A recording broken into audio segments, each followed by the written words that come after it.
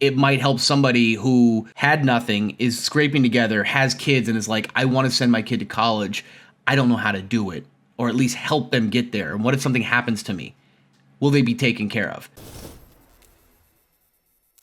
If you aren't setting up a 529, if you have kids, you don't have a 529, you need to set one up. So a 529 is an education account that you set up for anybody. You could set it up for yourself. You could set it up for your kids. You could set it up for just about anybody, right? You can put in $15,000 per year. This is the annual gift allowance, right? So you're allowed to give up to $15,000 a one-time gift per year, okay? So you can put $15,000 per year into 529, right? For education fund. Understand that this is not like a 401k where it comes out and it's not taxed. It's taxable, right? It's more like an IRA, right? It's like an IRA. It's taxable income, but it goes in. Now, what is a 529 for my EU people, or my people don't know? 529 is the education fund. You put money into it, kind of like an IRA. It grows. And then when your children or the beneficiary goes to college, they can then withdraw the money for that, okay, and use it for tuition, books, any education expenses, and they don't pay the taxes on it, right? However, if you pull it out early or you use it for something else, it's kind of like an IRA that you take out early. You pay income tax plus 10% penalty. Okay, so it's kind of like it's like a secret it's like a secret IRA that, like, if you needed to, like, grow and you wanted to, like, whatever. Now, it can also two little loopholes is that you can change the person on it as many times as you want. One kid gets a scholarship, fuck it, flip it to the next kid, flip it to your nephew, whatever.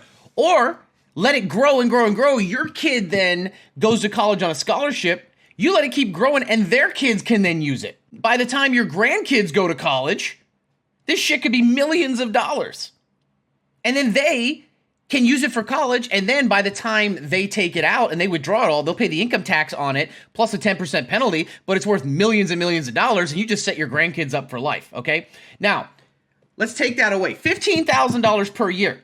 However, the law as it currently is, depending on the state, but the law as it currently is, okay? It allows each account owner, so you, the person who set this up, enough for 1 year then? Well, it depends on how long you wait, okay? That you can do up to 5 years contribution upfront without triggering the gift taxes. So if you're opening it up for the first time, depending on where you live, you can do 5 years worth. That's $75,000 in initial purchasing it, okay? And as couples, right? You can do it per person. So if you need to get under your taxes that year and you never set up a 529, you can theoretically put $150,000 as an initial startup into a 529. And for a lot of people, that puts you in a lower tax bracket. So now you've put this money away for your kids, you've done that, and you've lowered your tax burden. Can you invest it? Absolutely. That's what a 529 is. It's literally an investment account. Let's say you have 5 kids or you have 10 grandkids. You could put $15,000 every year towards that for each kid. And you can change the name, right? Let's say you adopt a kid, or let's say your brother has a kid, or your sister has a kid, or you and your sister have a kid. You can always do that. Now, this is a little bit of a way to, the reason, because somebody was asking me about, how does this lower my federal income tax level? So what happens is if you're in a tax bracket and you have to pay income at a certain level, you can actually use this as a way of paying down, so then it shows your income. This doesn't count towards your income. So what happens is it lowers your taxable income that you have to pay on, okay? I'll give you an example. This is something I was reading this weekend. I thought it was a really cool story. There was a financial advisor in Colorado, okay? And she had a couple that she represented, okay? They had $13 million in assets, okay? $13 million in assets, okay? But they had 8 grandchildren and 1 child in graduate school. And they gave $1.35 million between them to 529 plans. That put their estate tax below the federal tax exclusion rate of $11.7 million. They probably saved more. It's just insane. Okay? Now, there are other ways. Now, I'm not telling you to do any of this stuff. Somebody asked me a question, so I was just answering this. Okay?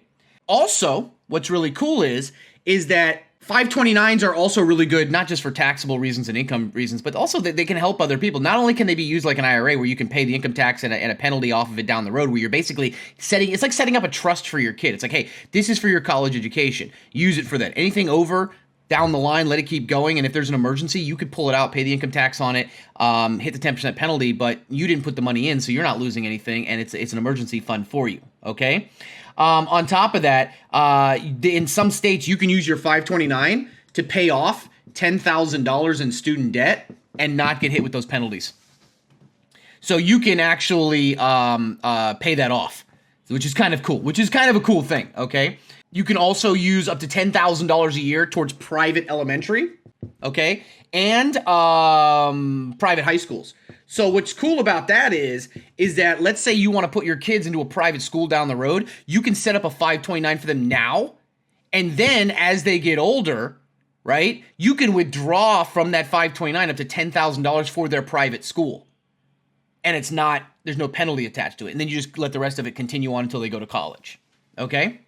Special exemption. If your kid is awarded a college scholarship, in that instance, you could take the money equivalent to the scholarship from the 529 without triggering the 10% penalty. They would have to pay the income taxes, but they don't get hit with the penalty. So imagine you set up a 529 for your kid, okay? And you contribute $15K or $5K or $1K per year. Every year, and you invest it, and it grows and grows and grows and grows and grows. And your kid turns out to be smart enough or cunning enough or sleeps with the right person and gets a scholarship for $50,000. They can withdraw that $50,000, pay the income tax portion on it, but not pay the 10% penalty. Is it worth it to take the penalty? Yeah, I mean, there are times when it's important, because remember, you're lowering your taxable income, but you're also setting up someone else for the future. So let's say, you pass away and your kid went to college, never used the 529 or is going to college, you pass away. They don't have to worry about it because this money has been set aside. They can withdraw it, your money, but you're not there anymore. And they'll get hit with the taxes and the penalty, but off of money that it wasn't their money to begin with, so they're just keeping the undersidable. So it's almost like a little bit of a safety net to set up. This is what really wealthy people and upper middle class people definitely do. The problem is it's kind of like when people say, well, I don't want to trade stocks because I don't want to get hit with a higher tax rate. So instead of 20% capital gains tax, I'm going to get hit with 30% short-term capital gains tax. Fuck that. That's the dumbest thing I ever heard, because you're making money. You're only paying tax off of what you made, right? So people get caught up in that, and therefore they'll be up 100% on a stock, and they've owned it for 9 months. They'll be like, well, I don't want to sell it now, because if we sell it now, I got to pay more taxes. I'll wait till the end of the year. Well, what happens if at the end of the year the fucking stock does that? You're a dumbass. You can't get caught up in that, right? Same thing with a 529. Well, I don't want to take out the money because I get hit with a 10% penalty. It depends. If it's an emergency, then it's worth it because it's compounded. Not compounded. It's grown. It's grown so much. You funded it with $1,000 per year for 20 years. It's turned into $42,000, right? You withdraw 20,000 of it. Sure, you pay income tax on it and 10% penalty, but then you have emergency funds that built. You know what I'm saying? You're paying taxes on the gains, not taxes on the money you put in. So you're only paying income tax on the gains, not on the original. You're not paying that. Everyone gets this misunderstanding that they're paying on the money that they deposited. You're not paying that. This is post-tax income that you're posting in. You can't get taxed on that again. You're only getting taxed income tax on the gains and 10% penalty. So if you have 20,000, it's turned into 30,000. You're only paying taxes on the 10,000. So let's say that's 20%. You have 8,000 left over, 10% penalty. Okay, you're still pulling $7,000 in gains out, and your 20 still in there. Okay, obviously it depends on your state and where you live, but these are just different things to do. How did I go from money laundering through fine art to 529s? Why is this important? Well, for some of you, not all of you, but for some of you, if you make over $400,000 per year, or there's or Congress comes in and ups capital gains tax, or they up estate tax, or they up federal income tax, these are ways of helping your kids, helping your grandkids, helping other people's kids and lowering your taxable income as well, especially when it comes to estate tax. So that's just something to keep an eye on. But more importantly, if anything, it might help somebody who wants to comes from a bad background, had nothing, is scraping together, has kids, and is like, I want to send my kid to college. I don't know how to do it, or at least help them get there. And what if something happens to me? Will they be taken care of? Or how can I get them started, right? Because I don't care about me. It's too late in the game for me, but I want to make sure my kids. And I'm telling you, it's something there. Plus, it also lowers your taxable income. If you don't have kids yet, can you still start one and name yourself as a beneficiary? You could always open one up for someone else's kid, and then when you get a kid, you just say, yoink, sucker, and then change the name over to your kid. You can change it. You can change the name on it as many times as you want, depending on where you live.